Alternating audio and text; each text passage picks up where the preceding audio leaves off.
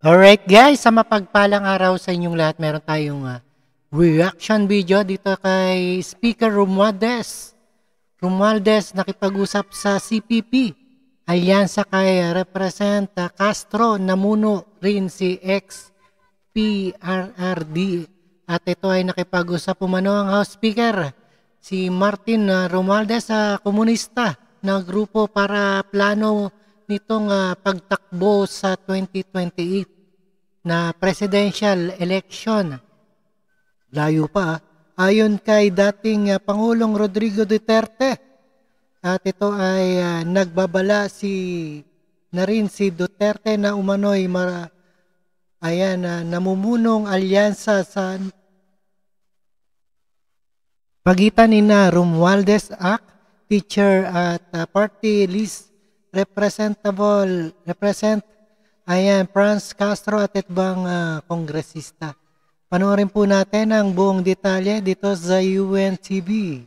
No other further ado, let's do this. Muling nagbigay ng mga kontrobersyal na pahayag si dating Pangulong Rodrigo Duterte laban kay House Speaker Martin Romualdez.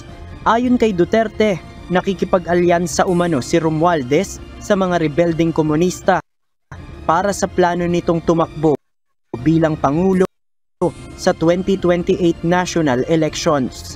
Ngunit sa kabila nito, hindi naman anya siya nababahala dahil nandyan ang Armed Forces of the Philippines na tumitingin sa sitwasyon. Binalaan din ng dating Pangulo ang publiko na magbantay sa militar at sa Philippine National Police sa gitna ng mga kamakailang nangyayari sa politika, lalo na sa House of Representatives. Sinabi nito na kailangan ang masusing pagtingin sa sitwasyon, lalo na ang mga kongresistang sangkot sa mga umuusbong umanong alyansa sa pagitan ni House Speaker Romualdez at ACT Teachers Party List Representative Franz Castro na anyay miyembro ng Communist Party of the Philippines o CPP. Nag-aalala si Duterte sa lumalabas na nasabing posibleng koalisyon ng mga ito at ang Progressive Bloc sa paghain ng reklamo laban sa kanya.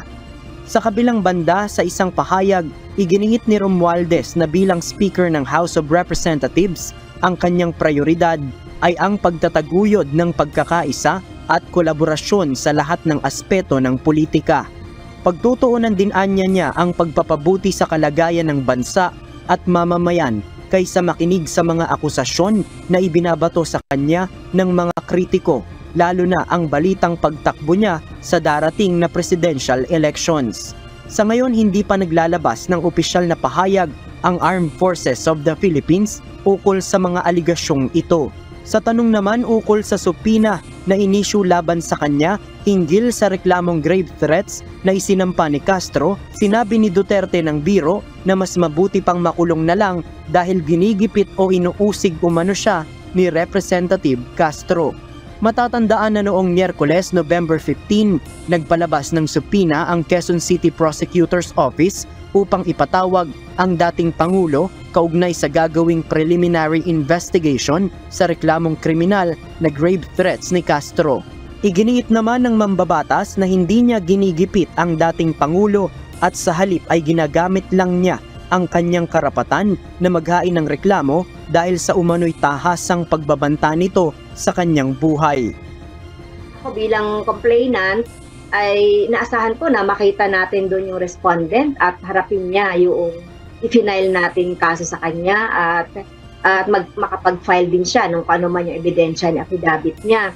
Hintayin niya yung proseso ng batas kung siya ay mapapakulong o hindi. So wag niyang pangunahan ang justice system. Tugon naman ni Gabriela Party List Representative Arlene Brosas, kailangang humarap ni Duterte ng personal sa korte at sagutin ang mga akusasyon sa kanya. Ang sinasabi niya na agad, would rather go to jail eh. Well, actually, wala namang pipigil sa kanya, pero mas gugustuhin natin na humarap siya, no? Kasi napakalinaw ng threats at harassment na binitawan niya laban kay Representative Franz Castro. Kaya dapat maging accountable siya at harapin niya ang kaso laban sa kanya. JP Nunez, UNTV, News and Rescue.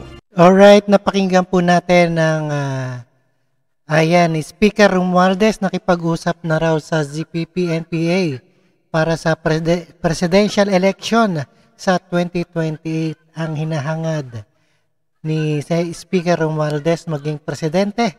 At no other further ado, at thank you so much. Please don't forget to subscribe, Rob Trip, and peace out.